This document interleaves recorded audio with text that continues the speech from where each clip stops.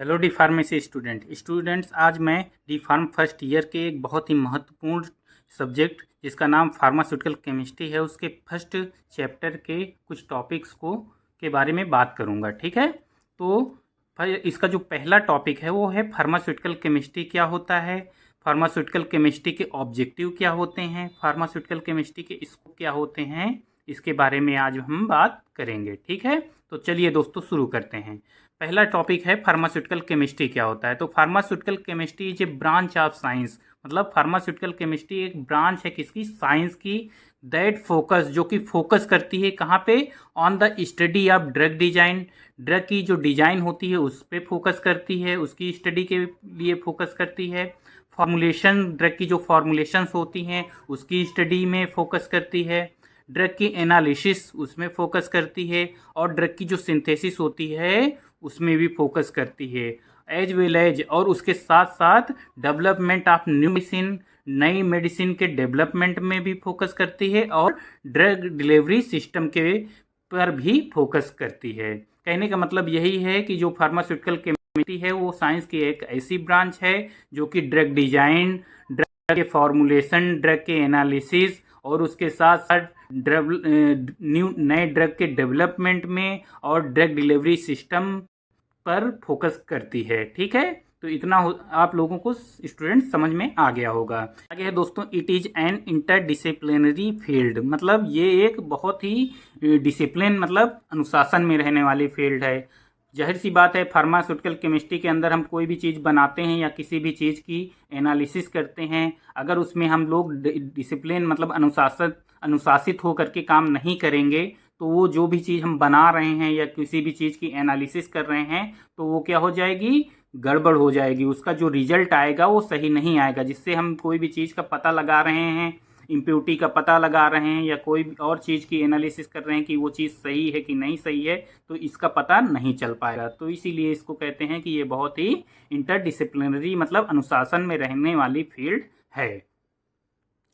इसके आगे, that drawn upon principle of chemistry, biochemistry, pharmacology and pharmacokinetic. कहने का मतलब यही है कि ये इस प्रकार से बनाई गई है कि ये प्रिंसिपल, ड्रॉन अपॉन प्रिंसिपल का मतलब यही है कि ये इन सिद्धांतों पर काम करती है। किन के सिद्धांतों पर काम करती है, फार्मास्यूटिकल केमिस्ट्री के सिद्धांतों पे काम करती है, बायोकेमिस्ट्री के सिद्धांतों पे काम करती है, फार्माकोलॉजी के सिद्धांतों पे काम करती है और फार्माकोकाइनेटिक के सिद्धांतों पर काम करती है। इसके बाद है to develop safe and effective drug for prevention, treatment, diagnosing, cure of disease. कहने का मतलब यही है कि जिसके द्वारा हम किसी भी ड्रग की सेफ्टी के बारे में पता लगा सकते हैं, उसकी इफ़ेक्टिवनेस क्या है, उसकी क्या इफ़ेक्टिवनेस है उसका पता लगाते हैं, फॉर प्रिवेंशन ऑफ ट्रीटमेंट, और जिससे कि हम किसी भी अगर कोई भी डिजीज़ हो जाती है तो उसको किस प्रकार से प्रिवेंट कर सकें, उसका ट्रीटमेंट किस प्रकार से कर सकें,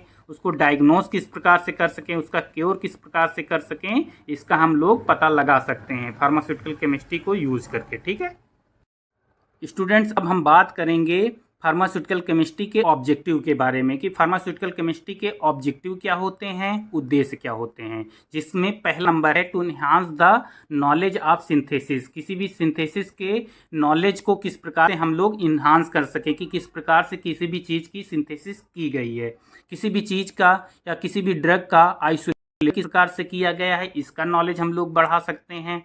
किसी भी ड्रग को प्यूरिफाई किस प्रकार से किया गया, इसका भी हम लोग नॉलेज इन्हांस कर सकते हैं, किस मतलब पता लगा सकते हैं कि किस प्रकार से किसी भी ड्रग को प्यूरिफाई किया गया है। और इसके बाद कैरेक्टराइजेशन ऑफ वेरियस फार्मास्यूटिकल्स, मतलब बहुत सारे वेरियस फार्मास्यूटिकल मतलब बहुत सारे फार्मास्यूटिकल के जो कैरेक्टर है उसका भी हम लोग पता लगा सकते हैं फार्मास्यूटिकल केमिस्ट्री का यूज करके। ठीक है, इसके बाद दूसरा नंबर है to enhance the skill of effectiveness handling of chemical. Enhance the skill मतलब हम स्किल वाइज स्किल अपने किस प्रकार से बढ़ा सकते हैं कि हम लोग जो इफेक्टिव हैंडलिंग है केमिकल की, किसी भी केमिकल को इफेक्टिवली प्रकार से हैंडल किया जा सके उसकी स्किल को बढ़ा सकते हैं। ग्लासवेयर ऑफ एनालिटिकल इंस्ट्रूमेंट, किसी भी एनालिटिकल इंस्ट्रूमेंट का जो ग्लासवेयर है उसको किस प्रकार से हैंडल करें, इसकी स्किल को क्या कर सकते हैं, इन्हांस कर सकते हैं। ठीक है, के बाद है अगला number, to encourage student and faculty for research activity. कहने का मतलब प्रोत्साहन देना। तो हम इस प्रकार से स्टूडेंट जो फैकल्टी मेंबर उनको किस प्रकार से हम लोग प्रोत्साहित करें कि वो रिसर्च की एक्टिविटी में थोड़ा सा ज़्यादा वर्क करें, है ना, रिसर्च की एक्टिविटी की तरफ थोड़ा ज़्यादा प्रोत्साहित रहें। ठीक है। इसके बाद है अगला number, about safe handling of chemical. मतलब हम लोग इसमें क्या बताएंगे कि स्टूडेंट को किस प्रकार से ट्रेन किया जाए कि वो कोई भी केमिकल को किस प्रकार से हैंडल करे, किस प्रकार से उसको उठाए, किस प्रकार से रखना है जिससे कि कोई भी, जैसे एसिड है तो उसके ऊपर गिर ना जाए जिससे कि वो जल जाए उसकी स्किन। तो उसको यही मतलब बताना है कि उसको मतलब स्टूडेंट को इस तरह से ट्रेंड करना है कि वो किस प्रकार सेफली किसी भी केमिकल को हैंडल कर सके। इसके आगे है ऑफ क्रिएटिंग अवेयरनेस, और उसको जागरूक करना है, उसको बताना है जिससे कि वो जागरूक हो सके about the hazardous effect of chemical के जो खतरनाक इफेक्ट हैं उसको बारे में उसको अवेयर करना है कि अगर वो सही से हैंडल नहीं करेगा तो हो सकता है उसको खतरनाक मतलब परिणाम भुगतने पड़े। ठीक है। तो ये हो गया आप objective of pharmaceutical chemistry. Students अब हम बात करेंगे स्कोप ऑफ फार्मास्यूटिकल केमिस्ट्री। ठीक है, कि फार्मास्यूटिकल केमिस्ट्री का उपयोग किन चीज़ों में किया जा सकता है। तो इसमें पहला नंबर है to in development of formulation of drug. मतलब किसी भी ड्रग के फार्मुलेशन में फार्मास्यूटिकल केमिस्ट्री का उपयोग किया जा सकता है। दूसरा है ट्रीटिंग पेशेंट डिजीज। कोई भी पेशेंट है वो किसी भी डिजीज से ग्रसित है तो उसको ट्रीट करने में फार्मास्यूटिकल केमिस्ट्री का उपयोग किया जा सकता है ना। नई नई ड्रग को बनाने में किया जाता है तो उसी को ट्रीटमेंट किया जा सकता है। इसके बाद दूसरा नंबर है effect of different chemical. Different जो केमिकल होते हैं, अलग अलग केमिकल होते हैं, तो उसको एनालाइज किया जा सकता है कि उसका क्या क्या इफेक्ट आ रहा है। नंबर है the drug application by pharmaceutical companies are reviewed by the chemist at FDA. कहने का मतलब यही है कि जो फार्मास्यूटिकल कंपनीज होती हैं वो बहुत सारे ड्रग को क्या करती हैं, रिव्यू के लिए कहाँ पे भेज देती हैं, एफडीए में, जहाँ पर एक केमिस्ट होता है जो कि उस ड्रग को क्या करता है, एनालाइज करता है कि ये जो कंपनी ने जो मतलब कहा है कि हमारी ड्रग ऐसी है, ये वर्क करती है, वो वर्क कर रही है कि नहीं कर रही है, वो एनालिसिस केमिस्ट कर लेता है उस ड्रग का। ठीक है।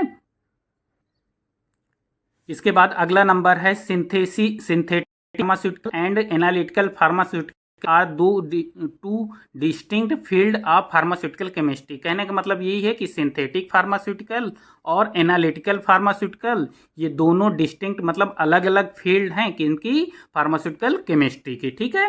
अगला नंबर है analytical pharmaceutical chemistry is a study of chemical analysis principle more sensitive and selective method for analysing complex sample in the pharmaceutical industry.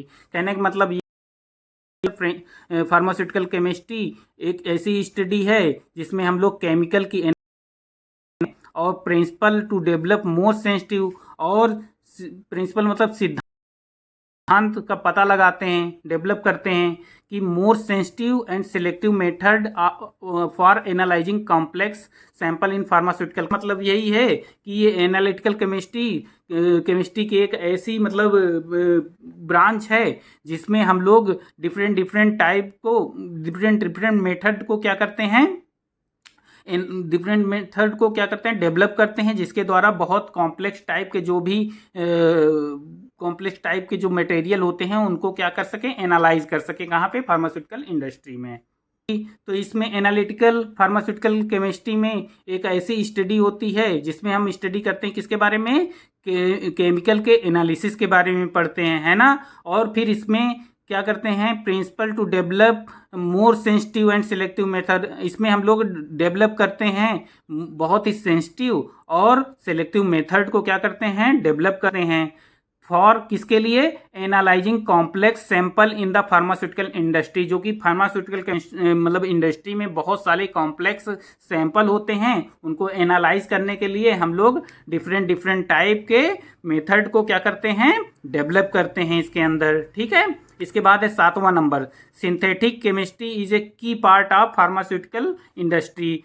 मतलब सिंथेटिक केमिस्ट्री एक बहुत ही इम्पॉर्टेंट पार्ट होती है किसकी, फार्मास्यूटिकल इंडस्ट्री में, है ना।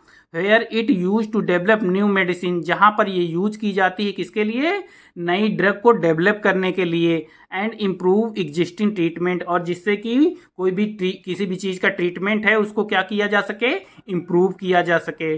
तो दोस्तों ये हो गए आपके दो टॉपिक जो हमने आज कवर कर लिए, फार्मास्यूटिकल केमिस्ट्री के स्कोप के बारे में और फार्मास्यूटिकल केमिस्ट्री के ऑब्जेक्टिव के बारे में। ठीक है, इसके आगे की जो चैप्टर मतलब टॉपिक्स हैं उसको भी हम लोग आगे की क्लासेस में डिस्कस करेंगे। तो स्टूडेंट अगर ये आपको समझ में आया हो तो लाइक शेयर सब्सक्राइब कर दें। ठीक है।